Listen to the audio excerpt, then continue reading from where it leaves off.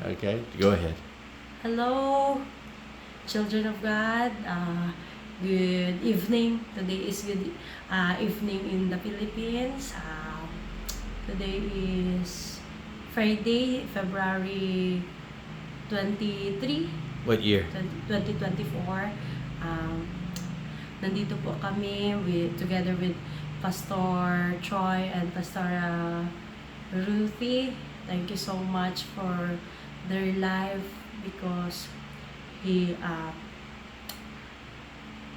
I asked them to I not really asked them, but nalaman nila na my heart, the desire of my heart is to magkaroon ako ng request na ipag-pray nila.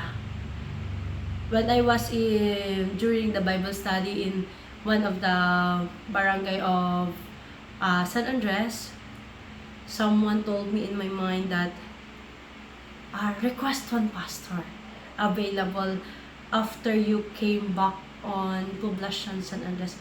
And while we are talking with Pastor Ruthie, Pastor Troy, lumabas sa kwarto, and he said, I have a dream.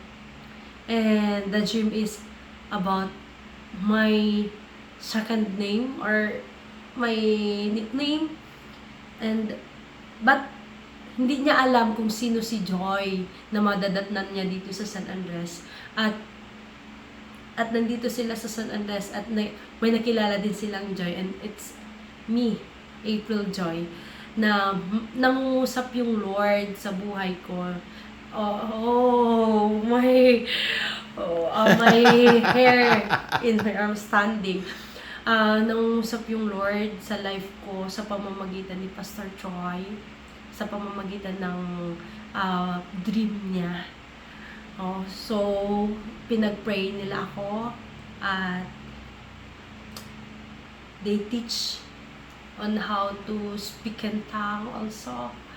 At may nakikita silang vision about sa life ko. And very napaka-overwhelmed at God is so good.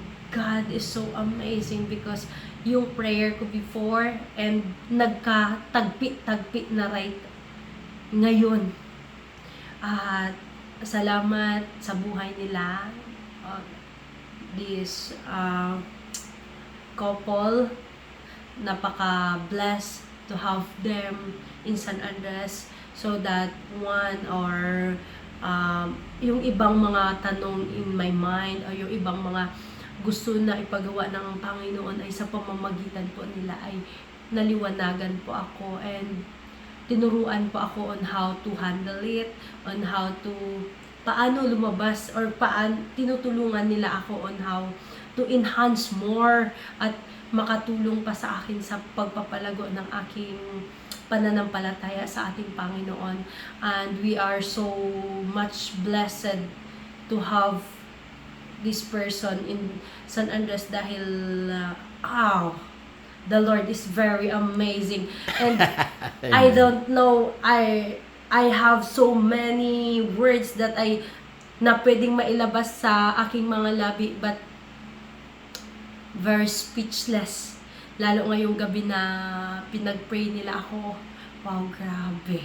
Yung presensya ng ating Panginoon, damang-dama naririto katabi po namin. At I know, even kung saan man tayo pumunta, the Lord will always here or there, na kung saan ay laging gumagabay sa atin, whatever na, kahit anong ginagawa natin. Salamat sa Lord na, yeah, very good. I can't imagine everything, but praise the Lord at magpapatuloy pa.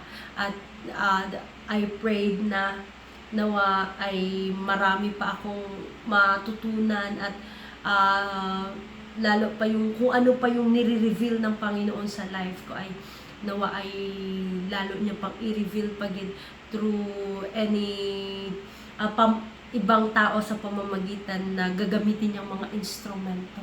And thank you Pastora Ruthie and Pastor Choi for having us in San Andres.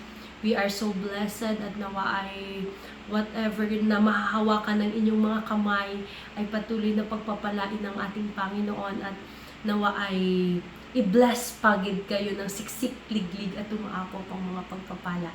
Good night everyone!